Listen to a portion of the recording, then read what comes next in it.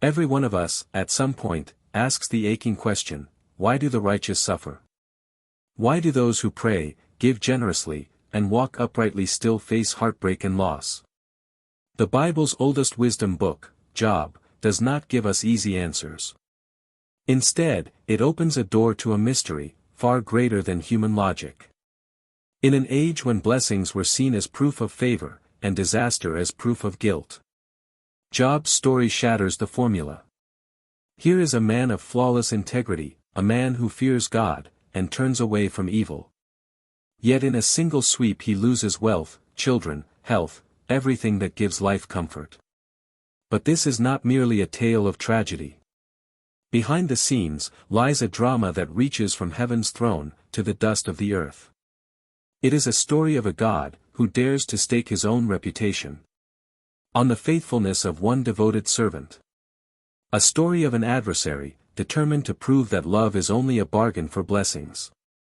And a story of a man whose honest cries, painful doubts, and relentless pursuit of God teach us what true faith really is. Before the whirlwind, and the restoration, before the famous words, "The Lord gave and the Lord has taken away," there is a question echoing through the centuries. Is it possible to love God simply for who He is, even when everything else is stripped away? Let us step into the ancient land of Uz, where a faithful servant named Job will face the test of a lifetime, and where God Himself will reveal that honest wrestling is dearer to Him than the most polished, pious words. In the land of Uz lived a man named Job, wealthy, respected, a father of many, and a man who walked with God. He was known not only for his riches, but for his righteousness. He feared the Lord, shunned evil, and even offered sacrifices for his children, saying, "Perhaps they have sinned in their hearts." So remarkable was his devotion, that even in the heavenly courts, God Himself pointed Job out. To the adversary, He declared, "Have you considered my servant Job? There is no one like him on earth, blameless, upright, one who fears God, and turns away from evil." Imagine that. The Creator of heaven and earth, delighting in one man's faithfulness. Job was not perfect, but his obedience made him a favorite, in God's sight. A living testimony of genuine devotion. But among the heavenly host came the accuser, Satan, the adversary. He sneered at God's praise, and challenged its truth. Does Job fear you for nothing? Take away his blessings, and he will curse you to your face. In a mystery that stretches our understanding, God allowed the test. Not to harm His servant, but to reveal a love that cannot be bought. All that he has is in your power, God said. Only do not lay a hand on his life. With that, the contest began. A contest not of cruelty, but of cosmic significance. Will a human being worship God for who He is, even when every earthly gift is stripped away? In a single day Job's world collapsed. Raiders stole his herds. Fire from heaven consumed his flocks. A great wind struck the house where his children feasted. And all were gone. Later came the second blow. His own body afflicted with painful sores. His health shattered. Yet in the ashes Job bowed low, and whispered words, that echo through time. The Lord gave and the Lord has taken away. Blessed be the name of the Lord. It was not resignation. It was the deep cry of a heart, still tethered to its Maker. 3 friends came, Eliphaz, Bildad, Zophar. At first, they wept with him in silence. But silence gave way to speeches.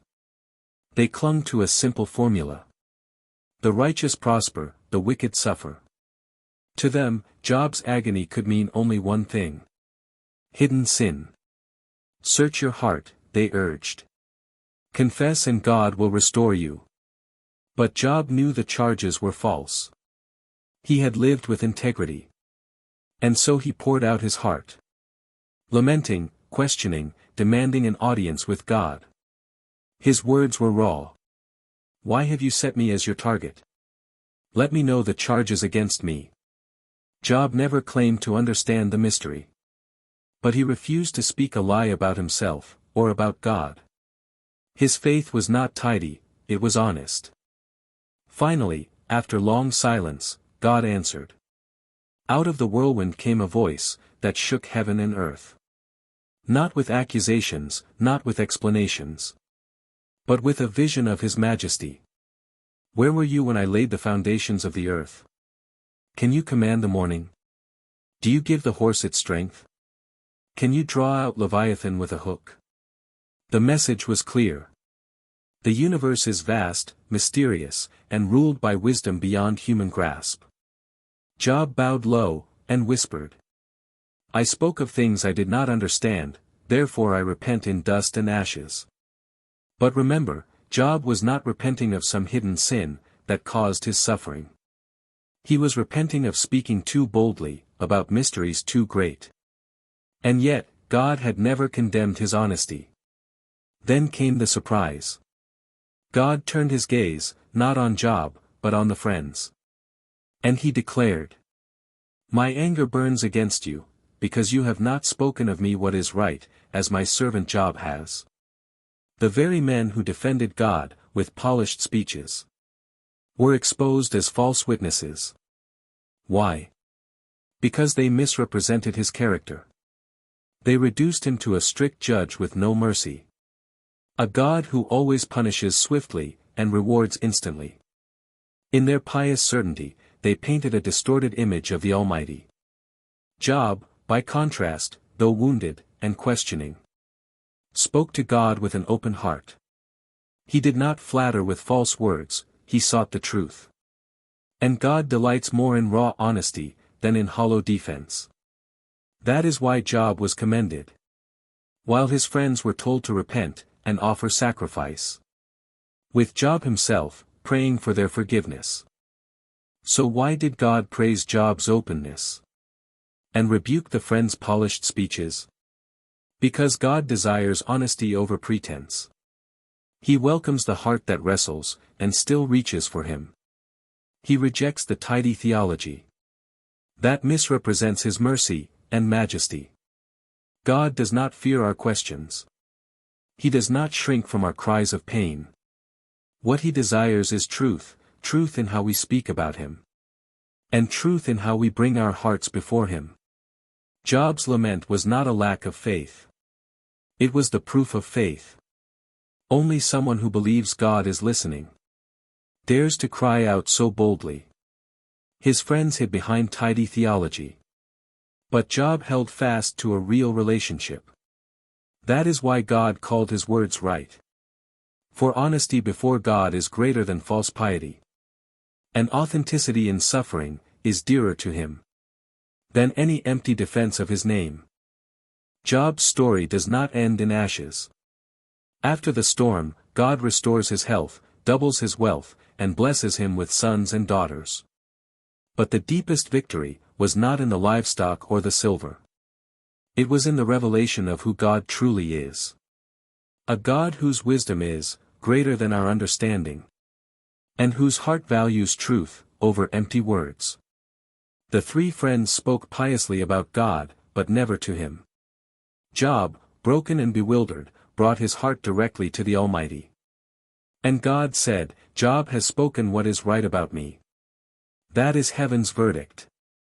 Honest faith is more precious than polished religion. When life collapses, and our questions burn, God does not ask us to pretend. He asks us to come as we are. With tears, with doubts, with the raw cry of a soul that still believes, he is listening. That is worship. That is the faith that silences the accuser. So, when your own trials strike like lightning, remember Job. Speak truthfully. Pour out your heart.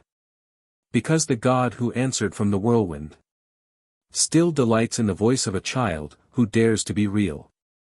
And to that honest heart, he will one day give more than restoration.